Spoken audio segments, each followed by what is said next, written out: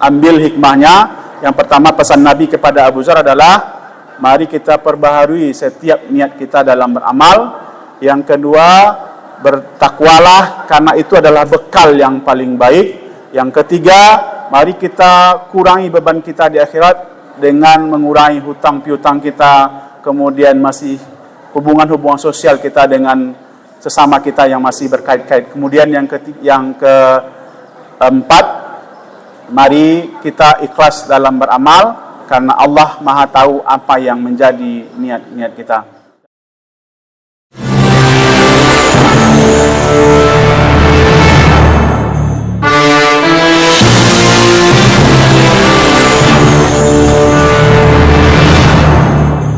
Assalamualaikum warahmatullahi wabarakatuh. Alhamdulillahilladzi asbahna ala fitratil Islam wa kalimatil ikhlas wa ala dini nabiyina Muhammadin sallallahu alaihi wasallam wa ala millati abina Ibrahim hanifa wa ma kana minal musyrikin. Asyhadu an la ilaha illallah wa asyhadu anna Muhammadar Rasulullah. Allahumma shalli ala Muhammad wa ala ali Muhammad. Kembali kita bersyukur kepada Allah atas segala nikmat yang Allah berikan. Pagi hari ini di hari ke-24 atau 25 berarti 24, alhamdulillah kita masih diberikan oleh Allah nikmat kesehatan dan kesempatan serta keimanan tentunya, sehingga kita bisa hadir di masjid yang penuh dengan keberkahan ini. Allah yang Maha Rahman dan Maha Rahim masih memberikan kita kesempatan untuk sampai di akhir ujung-ujung Ramadan ini. Ujung-ujung Ramadan yang merupakan permata sesungguhnya dari Ramadan. Karena apa? Nabi SAW selalu mengetatkan ikat pinggangnya ketika akhir-akhir Ramadan ini. Bukan malah meninggalkan masjid, tapi beliau berdiam dalam masjid selama 10 Ramadan terakhir. Maka mudah-mudahan kepada kita yang hadir pagi hari ini adalah orang-orang yang nanti akan mencapai derajat takwa itu, diberikan oleh Allah ampunan dosa-dosa kita, dan kita dimasukkan oleh Allah ke dalam surganya Allah melalui pintu yang khusus bagi mereka yang berpuasa. Amin ya rabbal alamin. Salawat dan salam buat kita Nabi besar Muhammad sallallahu alaihi wasallam, nabi dan rasul menjadi teladan dalam kehidupan kita. Nabi yang sayangnya kepada kita melebihi sayang seorang ayah kepada anak, melebihi sayang seorang suami kepada istri. Diriwayatkan dalam kisah bahwasanya ketika beliau akan dicabut nyawanya oleh Allah, malaikat maut disuruh diperintahkan oleh Allah untuk menanyakan kepada beliau dulu, "Wahai Muhammad, apa Tuhanmu menyuruhku untuk mencabut nyawamu? Tapi aku diperintahkan untuk menanyakan kepadamu, bagaimana pendapatmu?" Kata Nabi SAW, "Wahai malaikat maut, setiap para nabi yang sudah selesai tugasnya maka menemui Allah. Aku pun demikian. Karena selesai tugas maka aku berharap segera bertemu dengan Allah." Kalau Pak Roni, kalau tiba malaikat maut beko malam, ditanya oleh malaikat, "Wahai Pak Roni, Allah ingin mencabut nyawamu." Kira-kira jawab Pak Roni, Pak. Hah? Lah siap? Harus siap. Siap tak siap, harus siap. Tapi mungkin banyak yang menanya, mungkin minta undur malaikat. Kemudian setelah diizinkan itu, Nabi Muhammad bertanya, "Wahai malaikat maut, mana Jibril?" Kemudian karena Jibril tidak ada dijemput oleh malaikat maut, maka datanglah Jibril. "Wahai Jibril, sebelum malaikat maut mencabut nyawaku, berikan kabar gembira kepadaku," kata Muhammad SAW. Maka kata Jibril, "Wahai Muhammad, ketahuilah bahwa saat ini seluruh malaikat yang pernah diciptakan Allah antri di langit menunggu ruhmu." Apalagi ya Jibril? "Ketahuilah bahwa ruh para nabi antri di langit menunggumu." Apalagi ya Jibril? Kata oleh Muhammad bahwa segala dosa-dosamu sudah diampuni oleh Allah dan engkau akan dimasukkan ke dalam surganya Allah. Kata Nabi SAW, wahai Jibril, itu untukku. Bagaimana dengan umatku? Kata Nabi, bagaimana dengan umatku? Coba Bapak Ibu bayangkan, yang takana dia beliau, umat kita yang diingat oleh Nabi SAW ketika malaikat maut sudah datang. Takana dia beliau, bagaimana dengan Aisyah? Bagaimana dengan Fatimah? Tidak, bagaimana dengan umatku? Beginilah sayangnya Nabi kepada kita. Maka malaikat Jibril mengatakan, kalau persoalan ini aku tidak tahu wahai Muhammad. Maka Jibril menghadap ke Allah. Beberapa saat kemudian datang, kemudian disampaikan oleh Jibril, wahai Muhammad, sudah sampaikan oleh Tuhanmu bahwasanya umatmu selama masih berpegang teguh kepada Al-Quran dan Sunnah akan selamatkan dunia dan akhirat. Maka jangan lupa, mari kita tetap berpegang teguh kepada Al-Quran dan Sunnah, apalagi di zaman-zaman seperti ini. Barulah Nabi Muhammad kemudian, Bapak Ibu rahmatillah, lega. Kalau begitu, wahai malaikat maut, silahkan lakukan tugasmu. Maka Jibril mundur, malaikat maut maju, dicabutlah nyawa Nabi. Mulai dari kaki dingin. Maka kalau orang awak kan, kalau diresekkan kaki lo berarti. Kaki dingin. Sampai nyawa ruh itu di lutut beliau, bergetar lututnya. Sampai di perut beliau keluar keringat dingin.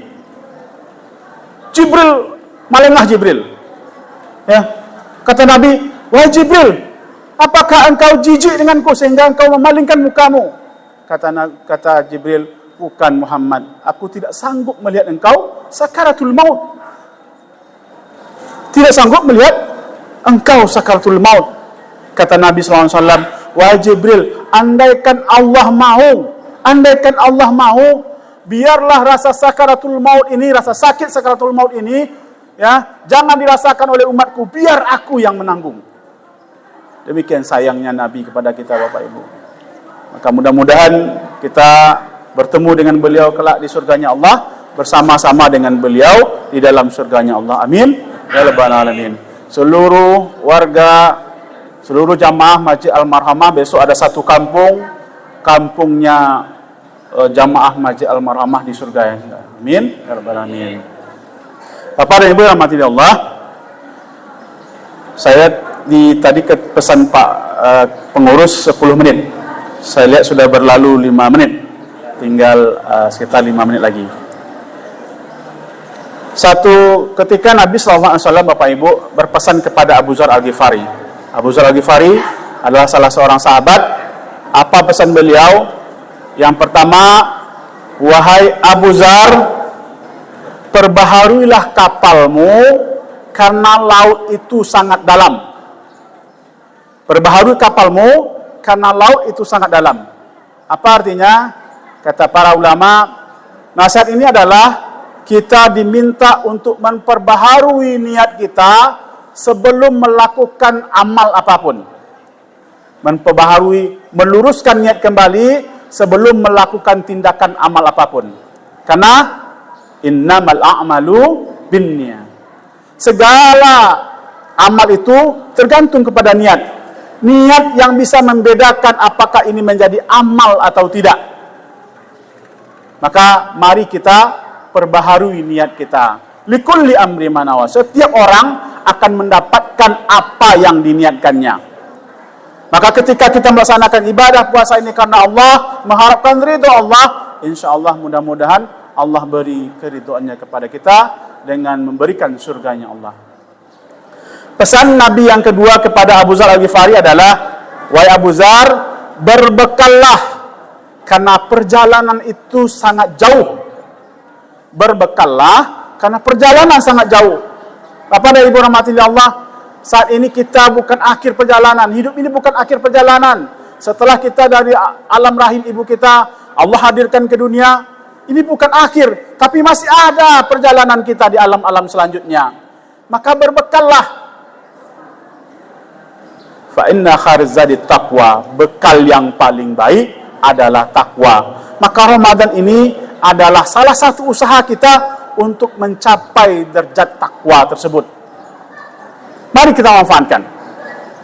Kalaulah pulang kosong motoko, malu kita pulang. Beberapa saudara kita, mungkin Bapak Ibu, saya ini mungkin anak-anak kita, saudara kita, Bakon ndak pulang, malu ndak ada yang kadi bawa doh. Apalagi kalau kita pulang menghadap Allah, ndak ada amal yang akan kita bawa, apa yang akan kita ajukan kepada Allah. Maka mari kita kumpulkan, kita perbaiki Ramadan kita manfaatkan akhir Ramadan ini. Masih ada 6 malam lagi kita untuk beriktikaf. Silahkan mari kita cari permata yang kata Imam Sudais, ini adalah permatanya Ramadan itu ada di ujung-ujung Ramadan. Maka jangan tinggalkan masjid, bersama-sama kita cari keberkahan di masjid ini. Yang ketiga, pesan dari Nabi kepada Abu Dzar Al-Ghifari adalah, wahai Abu Dzar, ya, kurangilah bebanmu karena mendaki bukit itu berat. Pada tu kalau ke bukit, ransel, balik. Maka kurangi beban supaya karena mendaki itu berat. Apa yang dimasukkan dengan kurangi beban?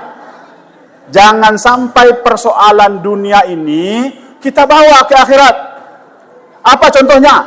Hutang. Maka selagi ada hutang, mari kita berusaha untuk melunasinya. Jangan dianggap remeh hutang itu.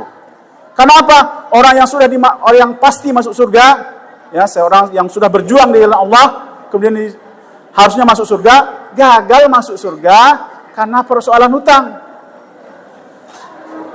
Ini kan banyak pula fenomena sekarang. Lebih ganas pula yang menghutang daripada yang memberi hutang. Ya, pas mau hutang luar biasa, sehariku selesai, insya Allah besok selesai, besok dibayar.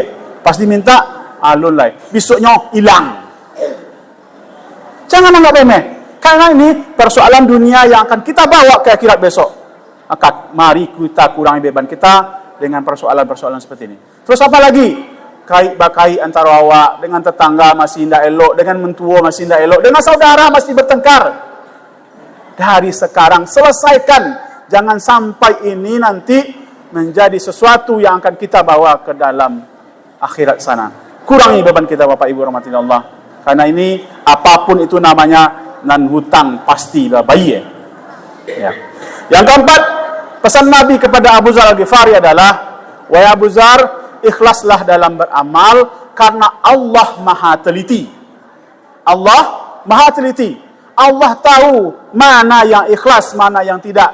Maka ikhlaskan setiap apa yang kita lakukan. Ketika memberikan sumbangan, jangan disebut-sebut. Ketika membantu orang, jangan disakiti hatinya. Karena apa? Kadang-kadang itu dibantu orang, ganda gara-gara ambo, tak bisa. Sekolah ambo, sekolah itu. Tak usah. Ikhlaskan. Karena apa? Allah Maha sangat teliti.